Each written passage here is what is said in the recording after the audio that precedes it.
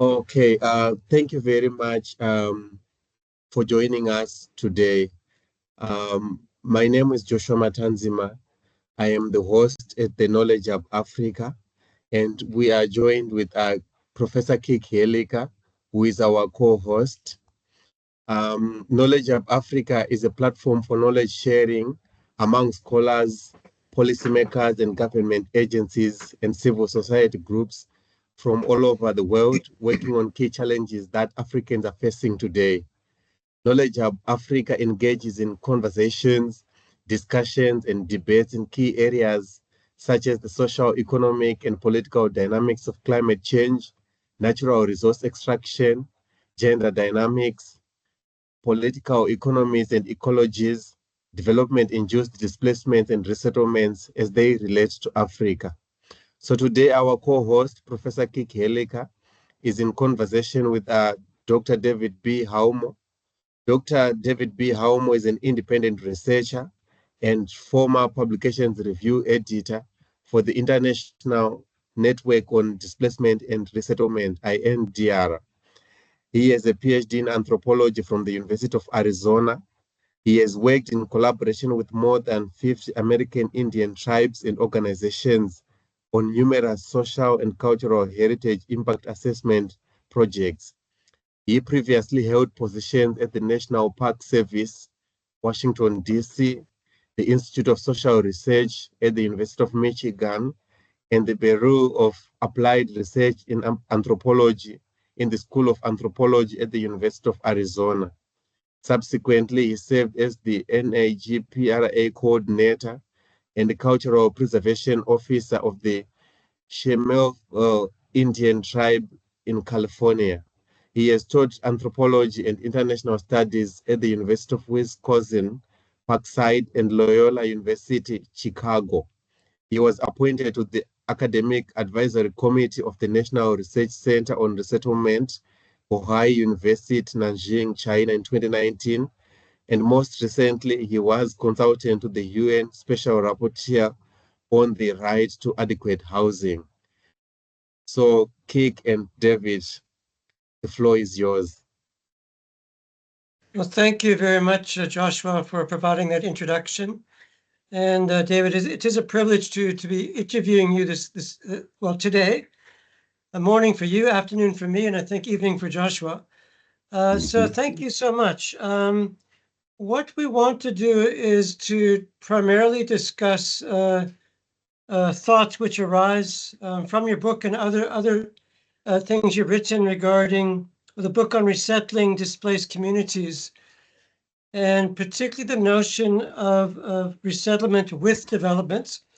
And there's really three themes I'd like to consider during the course of this interview. Is just first of all to get a sense of what you mean by that phrase, resettlement with development. Secondly, to perhaps speak to certain examples that you could provide us illustrating that point in practice, whether it be in Africa or elsewhere. And then perhaps to also engage more critically with the concept or the phrase to see how you would want to elaborate it on perhaps more fully so we can have a better understanding of it. So first of all, David, if you could just give us an idea as to what you mean by resettlements with development. Thank you. Well, I'm not entirely sure when the concept of resettlement with development actually arose, but it has its roots in, well, as far back as 1980 when Michael Cherney at the World Bank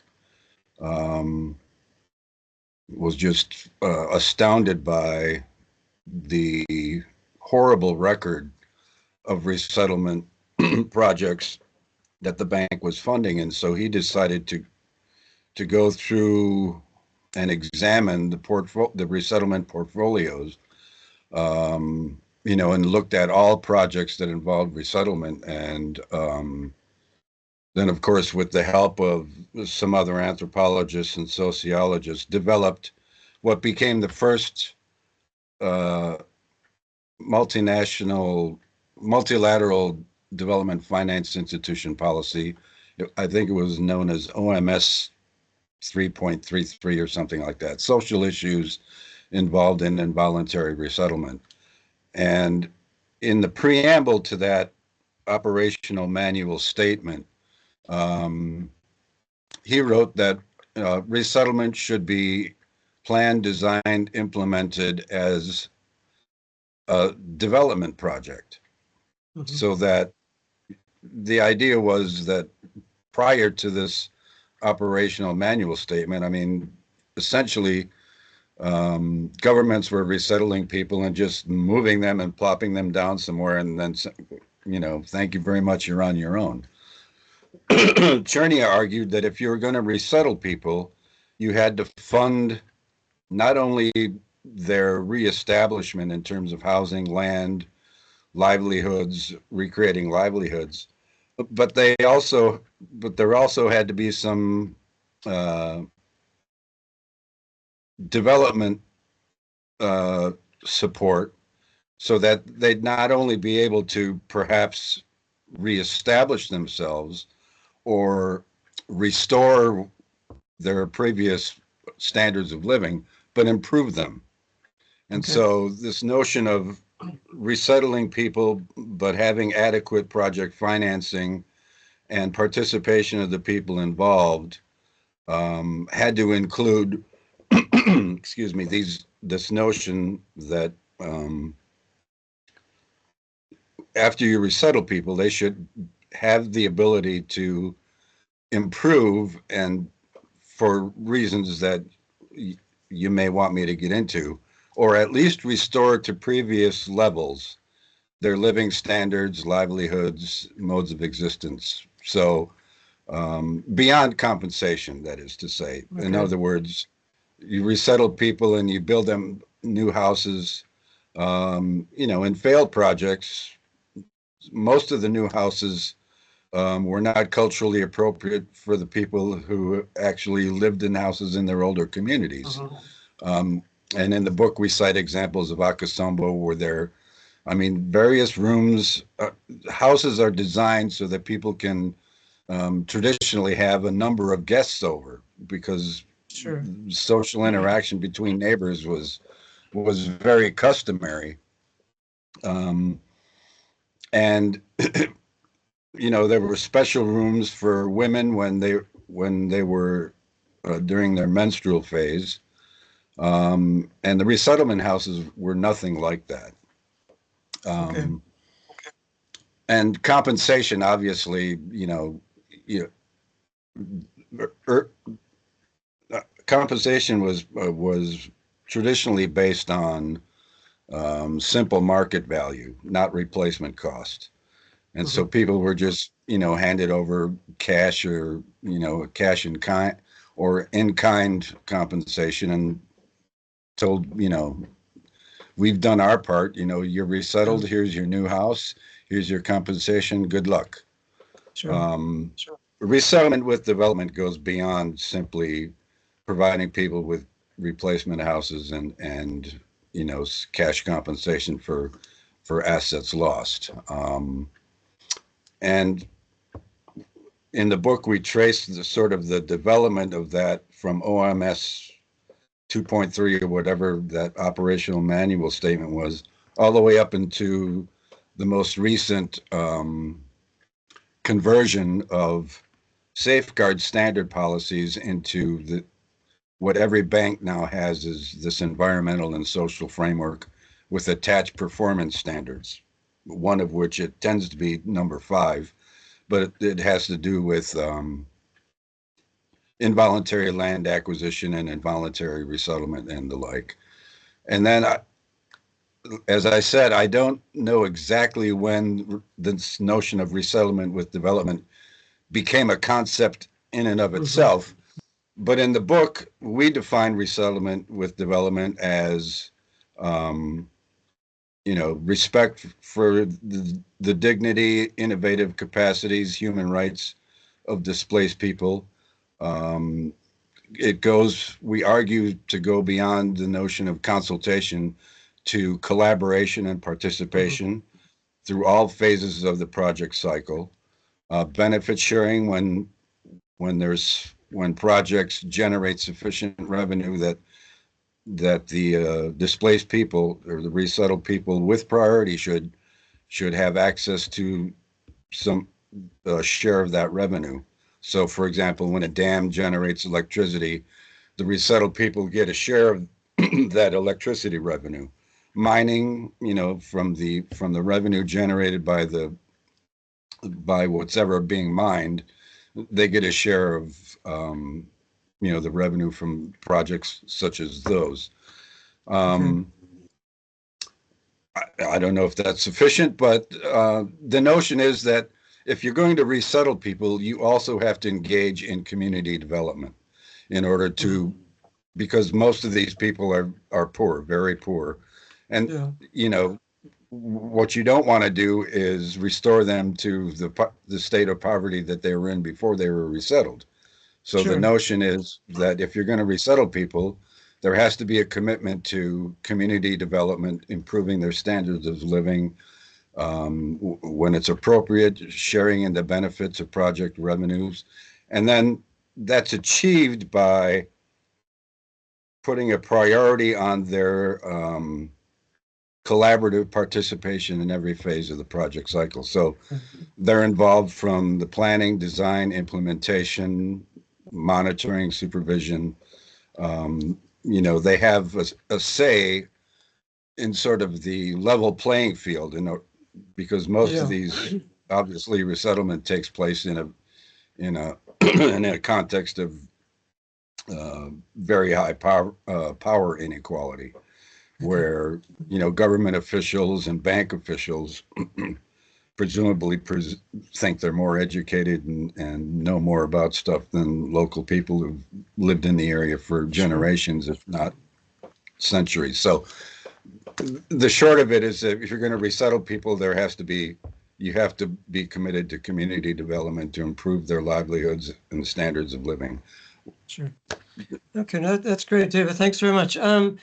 So do you see your conception of resettlement with development as a ideal or an aspiration? So I'm asking you, to what extent do you feel that that notion has become embedded within, say, the regulations of the World Bank, mining corporations, and other entities which are involved in large and small scale development projects?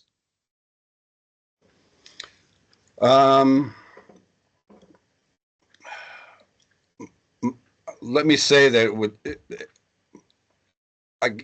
I would argue that it was Czernia's hope that it would be, it started out as perhaps an aspirational issue, but it rapidly turned into, this is something that banks, international financial institutions, private companies, governments have to commit themselves to. Yeah. So it goes beyond aspirational to one of practice, policy and practice. Okay. And under the old policy regimes, beginning with, and I take the World Bank because that's what I've read mostly on. Now, the other banks have followed the World Bank in terms of doing these safeguard policies. But in the safeguard policy regimes, it was incumbent on the bank to make sure that the borrowers were following the prescriptions set forth in the safeguard policies.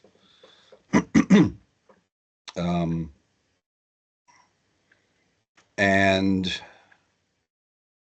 more recently, some have argued that this has devolved into, there's a move now with these environmental social frameworks and performance standards. Some argue that the banks have sort of protecting themselves from liability by throwing all of the burden on the borrowing countries. Yeah. And so there's this reliance on, borrowers have to do this, borrowers have to do that. They follow the performance standards set forth, in the environmental social framework. And instead of the bank sort of, you know, I guess I guess the biggest example is the Narmada projects on the in India on the Narmada River, where I mean the Indian government just refused to follow the prescriptions set forth in the safeguard policies set Yeah, forth by the World Bank. Well, sure. I mean, just to put it briefly, took such a long process, and I mean, they were recalcitrant officials were just not going to follow these, and eventually the bank, you know, kept sending missions to try and figure out what was going on. And the then president of the World Bank commissioned an independent review, which found that the bank was in fact violating its own policies, um, and that I mean the whole project was a disaster. Hmm. And so, um, and at the same time, India was tired of all the pressure the bank was putting on them to improve the resettlement operations. And when they came to a mutual agreement where the bank, India said, we don't want your money anymore. And the bank said, fine, we're withdrawing from this project. And Hmm. it's one of the most disastrous failures in resettlement history. um, so, I mean, the other international financial institutions have now caught up with the bank. And I mean, it's resettlement with development is now institutionalized within these. And of course, with the private sector, you have the International Finance Corporation and the Equator Principles, which advocate the same sort of notion. Hmm. I think it's IFC Performance Standard 5 that requires resettlement with development, although there's been some minor modifications to that performance standard, as well as I think the last revision of that performance standard was 2012. And so I don't know if it started out as an aspirational sort of, issue, but it rapidly became an operational issue that, you know, if you, like I said before, if you're going to resettle people, you must be committed Yeah. to community development and improving their, or at least restoring their standards of living, livelihoods. Well, and let me just say that over the course of time, it's been interesting to see that whenever these standards are sort of revised and reissued, somebody in these institutions is reading the human rights literature, because all of a sudden you have, um, provisions in these new performance standards where the housing has to be adequate. Hmm. Security of tenure all of a sudden appears under the notion of, if you're going to give people, replacement land and replacement houses, whether it be in rural or urban contexts, they have to be guaranteed security of tenure. So somebody's Sure. reading the human rights literature, and so these policies and performance standards have evolved over time. Hmm. Obviously, there's still a lot of work to be done, because the record is really, in general, an abysmal failure. I mean, there are successful examples, and some of, I don't know, about 40 of which, for whatever reasons, we sort of summarize in the book. Um, but yeah, resettlement with development is now an institutionalized paradigm, and of course, if we get into it later, the critics have now argued that resettlement with development is a total failure, and it should be replaced by something else. We can talk about that later if you want. Yeah. Okay, no, that's fine. So you mentioned, I mean, obviously there are significant challenges. You mentioned the case of India, that particular project, and the issue of, for instance, the World Bank. When current concerns are raised, it typically just examines itself and whether or not it actually pursued its own policies, so to speak. And so, do you have, can you think of particular cases which you feel have been reasonably successful, whether cases from Africa or elsewhere?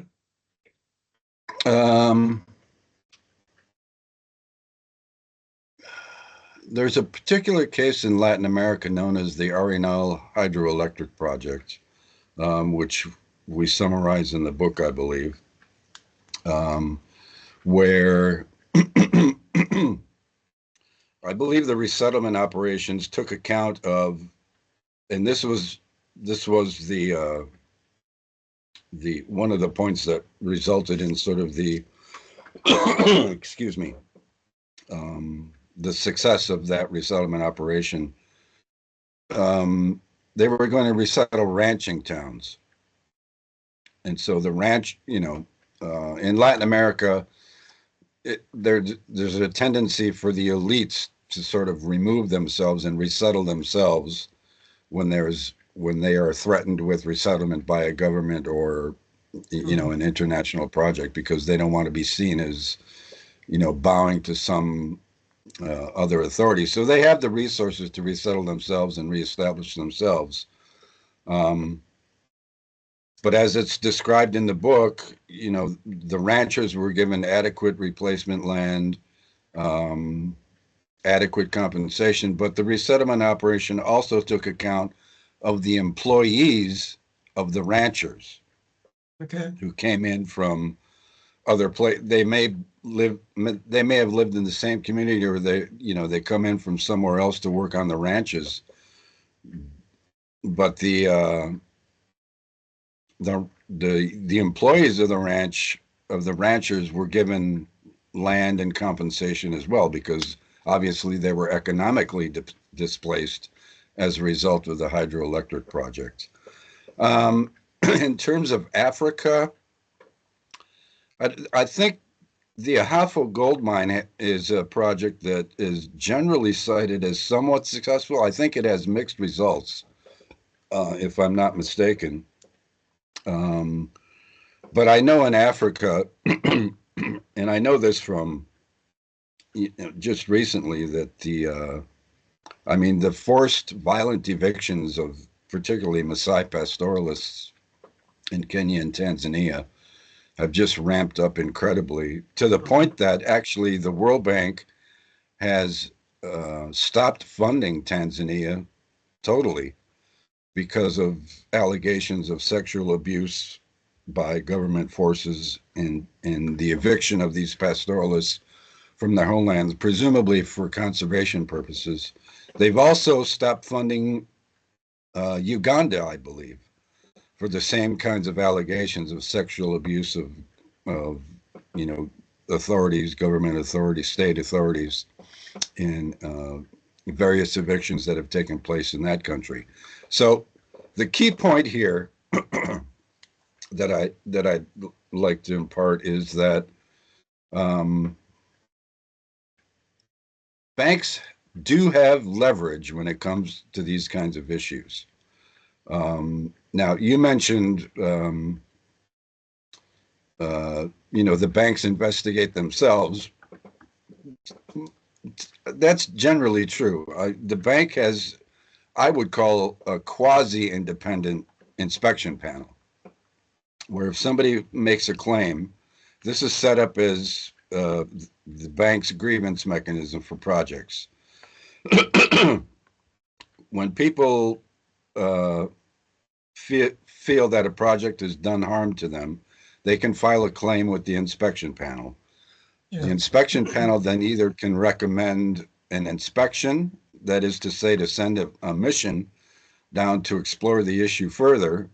But here's the key: they have to get permission from management. They can request an inspection, but it doesn't mean they're necessarily going to get one. Yeah. If they get one, the inspection is carried out. They hire consultants and things like that. They tend to be social scientists or social development specialists, safeguard specialists. Some banks call these professionals. They go on a mission, they investigate whether or not, these institutions have violated their own policies. They write up a report and they submit it to the inspection panel. The inspection panel receives the inspection report, but then it has to submit it to management.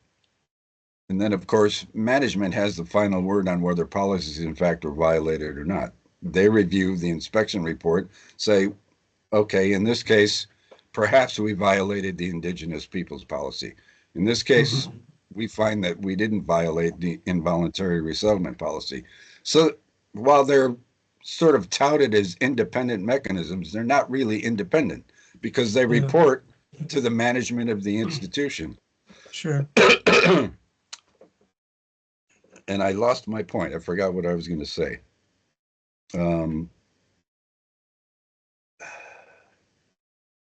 Just the capacity for the World Bank and other institutions to have any control, so to speak, over local national governments. I don't know whether that's an issue you're trying to pursue. In the current situation, the idea in terms of these environmental and social frameworks and performance standards, I think most of the financial institutions now require that the borrowers submit what's called an environmental and social commitment plan. Now, you can go online and, Google environmental social commitment plan, and some of these things are 3 pages long. And the bank's role has now I'm trying to find the right words to say it, but where the bank would, in previous regimes, the bank would control and it would be binding on the bank to make sure that the borrowers complied with the safeguards. Under these new regimes, the bank does what it calls its due diligence. In other words, it keeps track of the host country governments, but it's up to the country governments and the country systems to develop their laws and regulations that are in line with sort of accepted policy requirements of involuntary resettlement. But the burden is now on the borrower, most people argue, that it's up to them to comply with the standards, and the bank simply, if they're not complying, the bank simply says, you're not complying, you need to, here's what you have to do. And so the bank sort of absolves itself of whatever liability it might have in terms of funding the project by placing the burden on the borrower. And so some would argue the banks have gotten themselves kind of off the hook in terms of responsibility by focusing their efforts on, well, we're going to promote country standards. These countries have to develop their land policies and resettlement policies, revamp their laws and regulations to comply with, standard practice in resettlement. And I would argue, if I may, that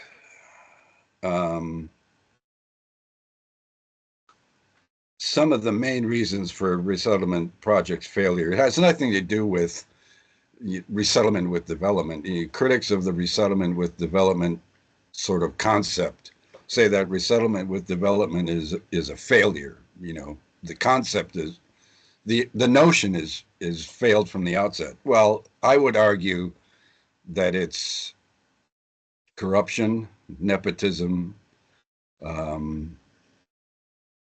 limited capacity,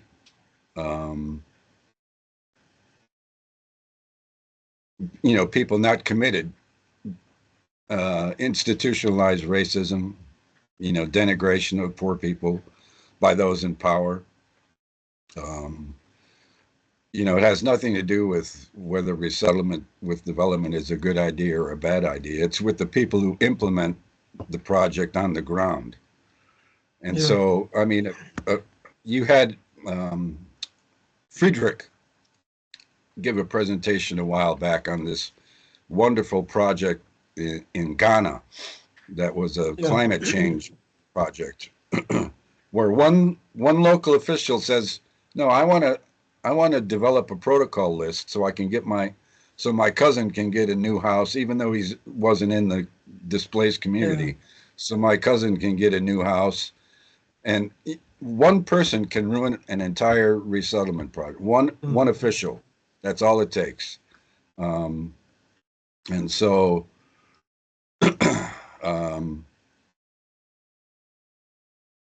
I think it's going to take some independent body, is what I've argued for, something beyond the World Bank Inspection Panel, the Asian Development Bank grievance mechanism. There has to be an independent grievance mechanism that reports to some other body other than the funding institution itself. In order for there to be improved accountability. So, I mean, the problem then, obviously there's major challenges insofar as the lender really, I don't know whether the right phrase is to sort of let things go, so to speak, and allow the borrower in the end to have the leeway to do certain things which go contrary to proper policy. But I presume it's not just what happens at national governments, but it's also what happens at local levels. Yes, the local elites absolutely. Trying to perhaps capture the benefits of projects and excluding and marginalizing. So it filters down to the local level as well. Absolutely. And even in cases where India, as another example, passed this landmark, Land Acquisition and Compensation Act in 2013. It's been amended several times, I think, since then. I don't know when the latest amendment was. But one provision in that, and I mean, it was touted as sort of, wow, India got rid of its 1894 colonial land acquisition law. And, there's all sorts of these now sort of more humane avenues for people. It's much more, gives much more benefit to people about to be displaced. But a provision in that law states that individual states in India can develop their own rules in terms of implementing the law. And so what some states have done is essentially written rules where social impact assessment doesn't need to be done. Compensation doesn't need to be replacement cost if we compensate them at all. And so, one has to, to your point, subnational, local, state level elites, and even down to district and village level elites can corrupt the entire process and throw the whole thing out of whack. So, do you see any prospects of, you mentioned an alternative to the sort of typical inspection panel of the World Bank's more autonomous, independent bodies. Do you think there's any prospect of that emerging? Any signs of that emerging? Well,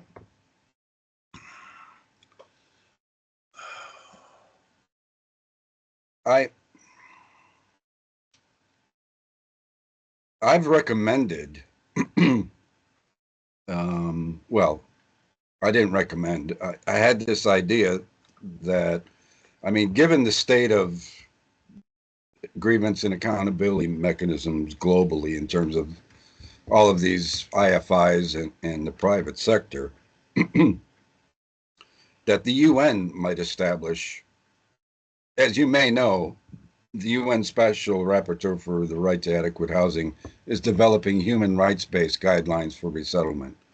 You can go to, if you want to Google it, the UN Special Rapporteur on Adequate Housing.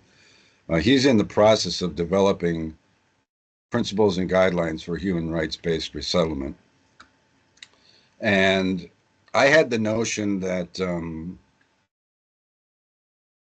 given that these institutional mechanisms are not quite independent, and given that there have been submissions to various bodies that, people are being fired, their contracts aren't being renewed from these grievance mechanisms, staff members from these grievance mechanisms, because they're not aligning themselves closely enough with management in making these decisions. So people are losing their jobs, they're getting fired. The whole whistleblower complex, where people are like, we found out these violations, but they're not renewing my contract because, they argue that I'm not aligned enough with management.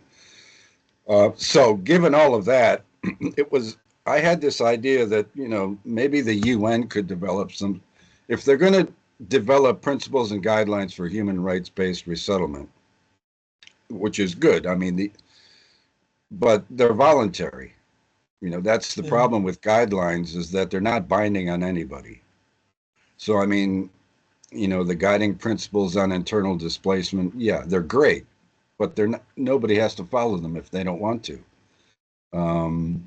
The principles and guidelines for displacement and evictions, great, very well done. Nobody has to follow them if they don't want to.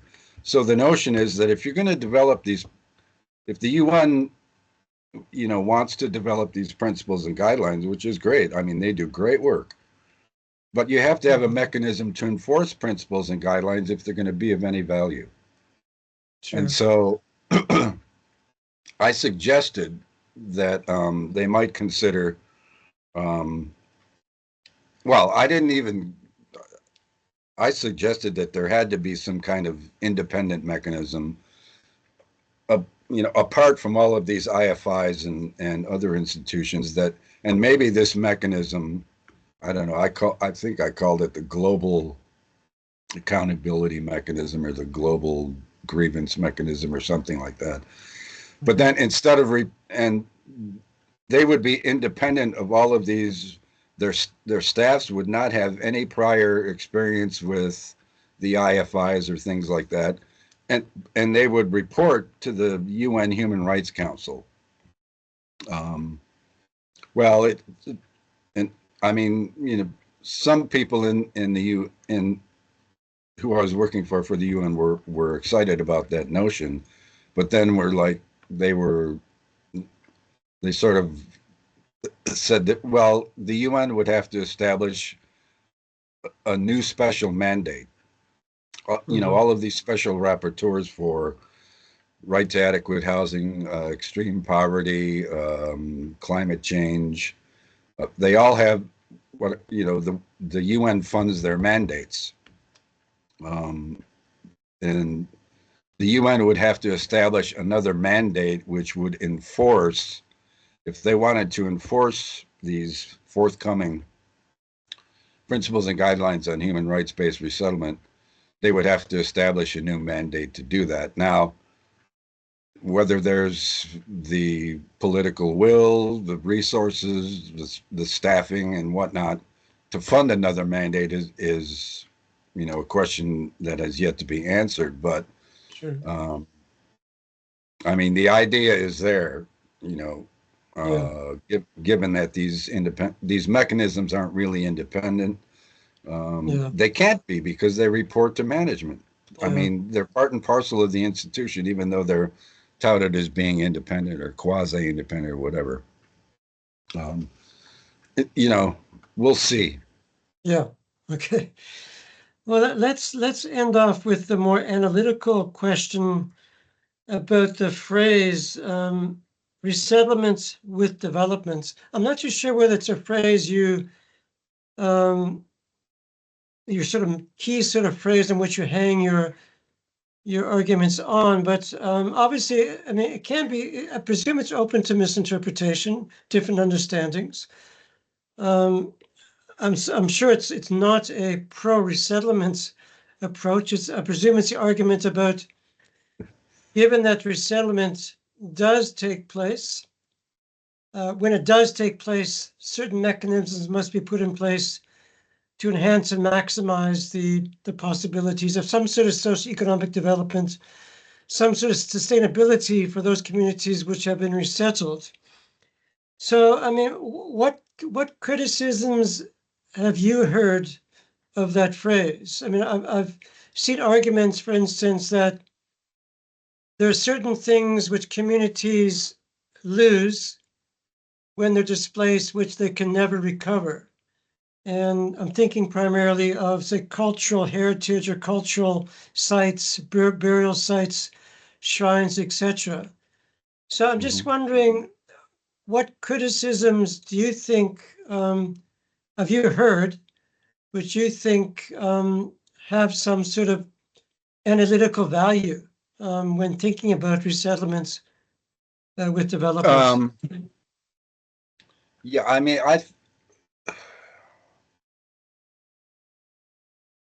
the prominent criticism is the one that you mentioned, that that that resettlement with development is somehow implies a pro-resettlement stance. Nothing could be further from the truth. Yeah. I mean, every proponent of resettlement with development that I know or have known adheres to the first principle of every resettlement policy and performance standard, that as a matter of priority, resettlement should be avoided, or if it can't be avoided, it should be minimized to the greatest extent possible. Mm-hmm. Resettlement with development means that if, and now, one could argue that IFIs and contractors and whatnot don't spend enough time doing options assessment to find out if there are alternatives, including a non-displacement alternative to designing projects that would, limit or avoid altogether the need for resettlement.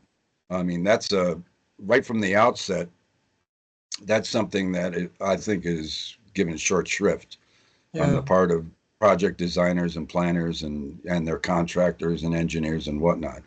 I mean, these things, these institutions exist to build stuff. Essentially, I mean, the World Bank was started to rebuild Europe, and now they're rebuilding. They've evolved into rebuilding the world. I mean, they're all about infrastructure and all that stuff, even though they tout themselves as alleviating extreme poverty and whatnot. It used to be, eliminating poverty. Well, they had to get rid of that sort of moniker because they weren't going to eliminate it. So it's now alleviating extreme poverty, not all poverty, just extreme poverty. But, so I guess that is like the major criticism I've heard of the concept, it's not stated so bluntly, but the implication is that it's a pro-resettlement stance. Yeah. And I mean, there are some people that actually argue that resettlement can be a development opportunity. The way I see it is in line with that policy, that first policy provision and all the safeguards. Total avoidance or minimization to the greatest extent possible.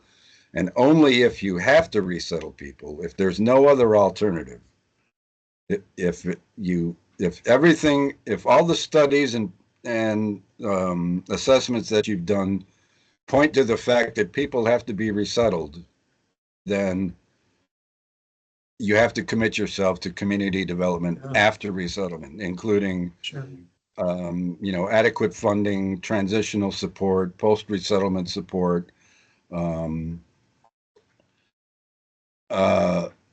making sure that the resettlement plan is adequate. I mean, most of these, under these new regimes, I would argue, especially countries pick out the firms that are going to do the resettlement action plan. Well, I mean, why have an engineering firm doing a resettlement action plan? An architectural firm doing a resettlement action plan? Resettlement action plans should be done by social scientists or people who have been in the field, on the ground, in the project area, know the language and the culture of the affected people. Those are the only people that should be doing resettlement action plans, not some, bureaucrat who sits at a desk all day and, just cherry picks from other documents what a resettlement action plan should be, because they have no idea. Sure. They haven't been on the ground. They don't know the language and the culture. They're hired to build stuff, not to do social impact assessment or develop resettlement action plans. Mhm. Okay. I'm trying to And think just, of some other. Go yeah, ahead.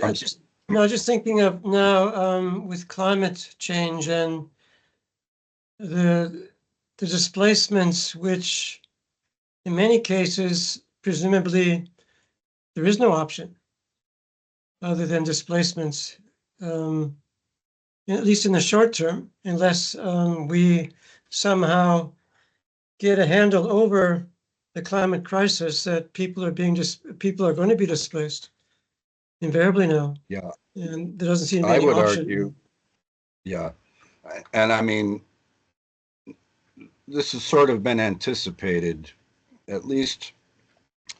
I think the World Bank and the Global Environmental Fund co-sponsored um, some documents on. It's called in Latin America. It was called preventive resettlement. Other scholars have called it anticipatory resettlement, planned relocation, and the Sure. like. I would argue that people should use extreme caution when throwing about these terms like preventive resettlement and planned relocation and anticipatory, um, because there's evidence out there that governments take advantage of concepts like this and argue. Sure. And I mean, there are cases in Mexico where people have been told, who live close to a volcano, oh, this is a hazard. Yeah. Not only climate change, but disaster related Yeah. resettlement as well. People are told this is a hazard. We're going to have to move you out of here. Yeah. Um, Interesting. you know, people who live on coastlines. Well, this coast is Yeah. endangered. We're going to have to move you out of the way in order to prevent, Yeah. catastrophe from you being washed into the ocean or, the volcano, erupting over your houses. And it turns out, that once the people are moved, some private business interest moves into Yeah. the area that was vacated and builds a Sure. condominium or a luxury hotel Yeah. and what. So there's a lot of room for abuse of Yeah. those particular types of concepts. Okay. You know, Yeah. in the climate change context, I think resettlement should take place only when the people feel as sort of an immediate threat to their Yeah. livelihoods, their health, their safety, their lives, and request resettlement. Now, there's a recent Sure. case in Panama. I don't know if, excuse me, I don't know if there's a case in Panama of indigenous people who live on islands that are being, Yeah. swallowed up by the sea. They requested resettlement. The Panamanian government did resettle them. But then, of course, now there's problems because they were fishermen traditionally. Yeah. They moved well inland, and I don't know why every resettlement community looks like a gridded street in Austin, Texas, Yeah. or something. All the Yeah. houses look exactly the same. They're all, I Sure. mean, it's a very rectangular neighborhood. And one complaint I read about was that these indigenous people are used to sleeping in hammocks.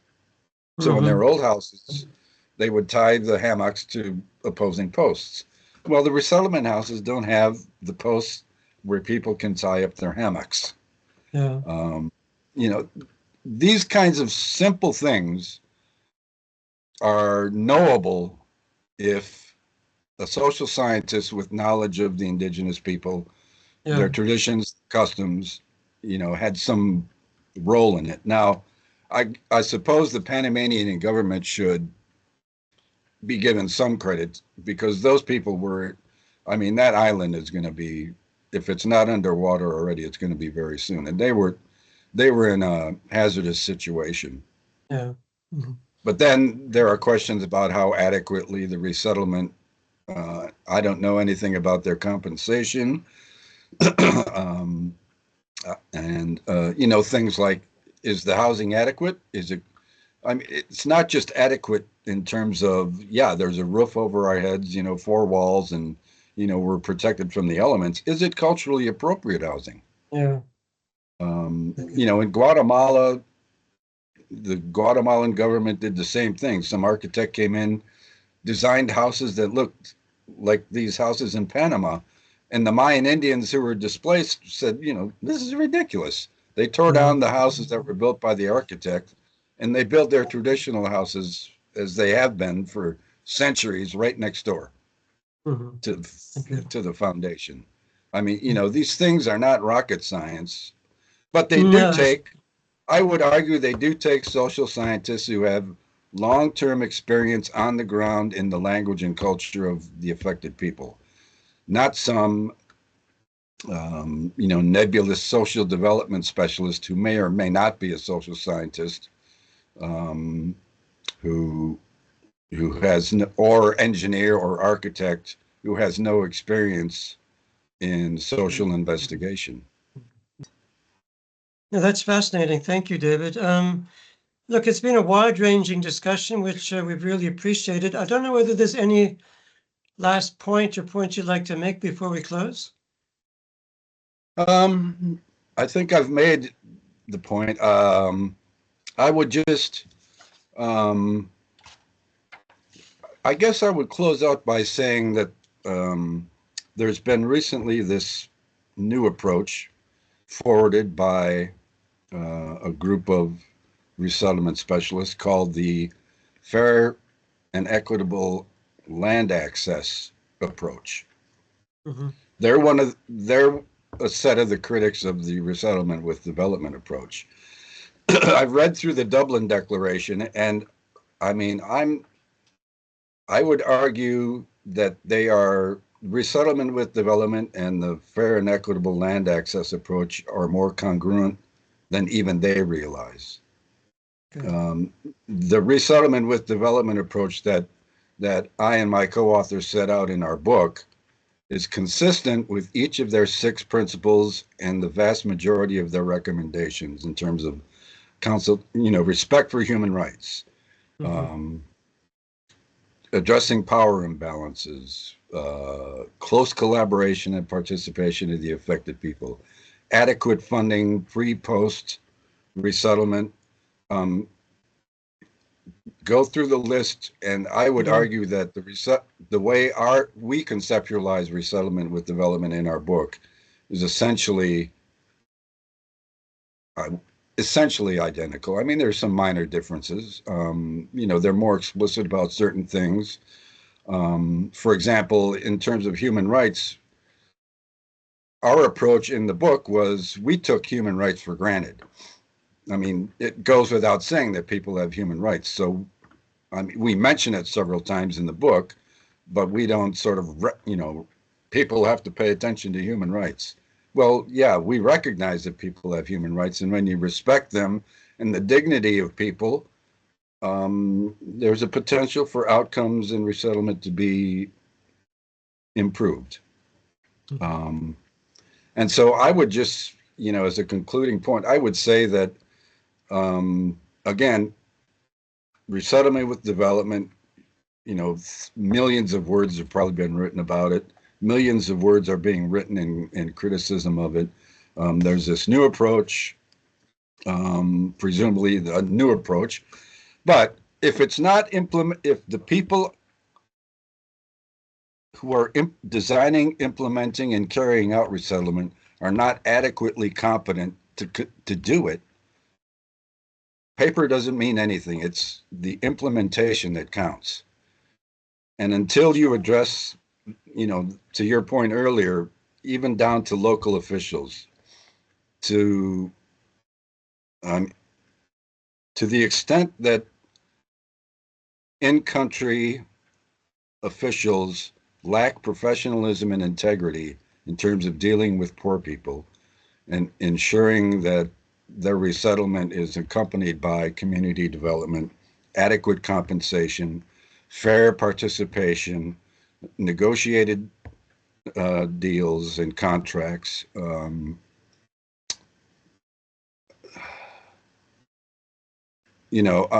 They're just unless those people are competent and able to do the tasks and address the power imbalances, we're in trouble. Sure. And it doesn't matter how many approaches you design or develop. If they're great on paper, but if they're not carried out in practice, resettlement will continue to suffer failures. Okay. There was one other point I wanted to make, but I'll stop there. Okay. Well, David, thank you so much. Thank you for that final point. Very important. Well, thank you very much, David. And hopefully in the future, we'll have the opportunity of meeting in person. But in the meantime, enjoy the rest of your day. Thank you so much. You too. Good afternoon Thank to you. Good Bye-bye, night to you, care, Joshua. Thank you so much. Good to be with you. Bye-bye. Bye-bye. Bye-bye.